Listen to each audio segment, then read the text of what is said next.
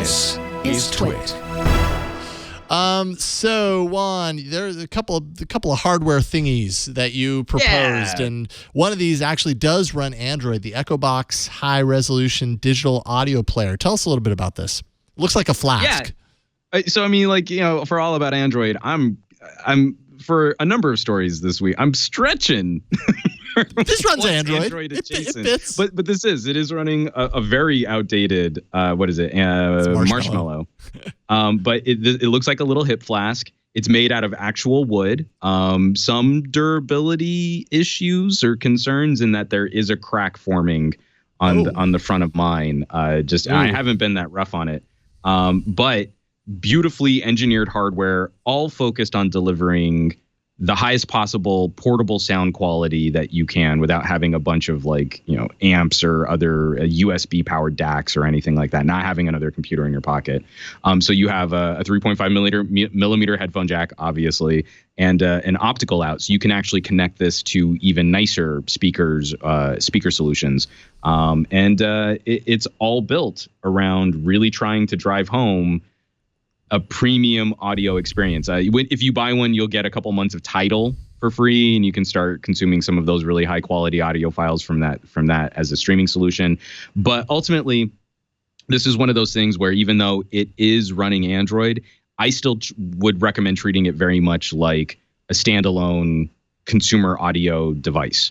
It's got Wi-Fi and Bluetooth, but radio management will introduce noise. So whenever Bluetooth and Wi-Fi are on this thing, I can kind of hear that there's a buzz or a hiss or a whine that's being introduced because of that extra electromagnetic interference. Also, the Wi-Fi speeds are pretty slow, so you probably don't want to do a whole bunch of streaming that way anyway.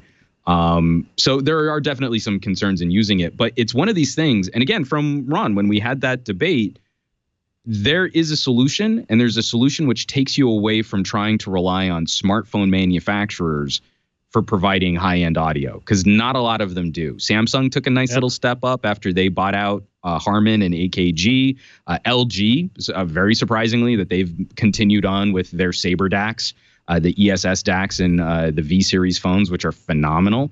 And outside of that, there aren't a whole lot of players that are really trying to hit a higher tier. The little DAC and the floppy adapter in an iPhone is actually pretty good, but that dongle is very easy to lose. The cabling is not super rugged. It's pretty easy to wreck that. So if we're going to take this away from phones, there are some other solutions that we can take a look at. And now's kind of a fun time to revisit the idea of having a standalone portable audio delivery system, you know, like kind of taking me back to what I loved about iPods. Not necessarily the best data device or Android device, but it gets to the point of streaming really high quality audio and doing an amazing job of powering nicer headphones. Is there any any downside to the fact that it's running an outdated version of Android from your perspective? Well, I mean, it still does the things that it's meant to do well. So it still does, but this is also why I would highly recommend not using it like you would use an Android device. Right. You know, kind of like when whatever the iPod Touches were really popular. You could use an iPod Touch almost like a radio-less iPhone. Really get into social media services. You could really, you know, share content. It was just like having a teeny tiny tablet. Because it's running such an older build, a much older build of Android, I think the last security patch it got is July of 2016.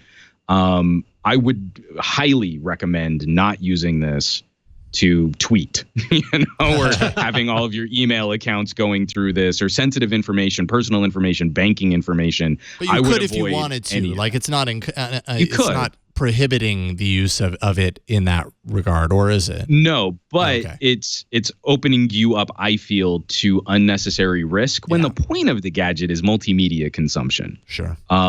That to me does become a bigger and bigger concern, and why I get really cranky about manufacturers who aren't very aggressive about operating system updates and security patches. We're spending too much on these gadgets to not protect user data. Sure. This is making a good faith argument that the majority of what you're going to use it for is listening to music. That's why you're buying it. So while you can do all of those things, I wouldn't recommend doing many of them, just because why introduce any unnecessary risk into the equation? Use your phone for all of your messaging, your communications, your multimedia, then rely on this to really fulfill that on-the-go or portable, high-end, high-quality music listening experience. I think that's the best of both worlds, because then also you get the benefit of not taxing the lower-powered chipset in this device with a ton of multimedia content or social media content, notifications that are always going to be pinging this battery. You just get to focus on this one aspect of that. And then this will reduce the battery draw of streaming music or streaming audio to your phone. You get to separate those and you end up with, I think, a best of both worlds solution that way. Yeah. Cool. And Ron, you get your Bluetooth. I love it. You do have Bluetooth. But, hey, I'm getting more and more behind Bluetooth every day that goes by. I think Bluetooth has been serving me well. It had some kinks in the first 10 years, but now smooth sailing. finally nailing that sweet spot. It only took a decade. But I mean, to your point, Ron, this is actually, I think, something that really does support the idea for some people out there. If you're concerned about the phone that you have, like you really want the Pixel, you still want a high quality audio experience. Those were never going to be synonymous. Yeah. The first Pixel had kind of a garbage headphone jack for a device that was as expensive as it was and built by HTC. Super bummed me out. So this, is something that's going to live with you in a very different way and hopefully grow with you in a very different way. You can go through a couple different phones. Audio doesn't cycle that aggressively. Yeah, so it becomes less of a pain point when you have, and I still have my old Fio too. I have a Fio X5 also. I like what these bring to the table. I like that they play well with my car because of stuff like Bluetooth or being able to plug directly into an auxiliary jack. And I like that if I want to spend some time with a mid-ranger or an entry-level phone, I'm not sacrificing the quality of music that I've come to expect. These things fill in the gaps for me, and I can kind of keep these around longer than the processing power or the software would otherwise indicate. I don't feel like that's too much of a hamstrung situation if this isn't up to date immediately, because it wasn't even when I bought it brand new. Right. That's fine. It can kind of sit in the background and I don't have to worry about how much security problems I might have with something like this. Sure.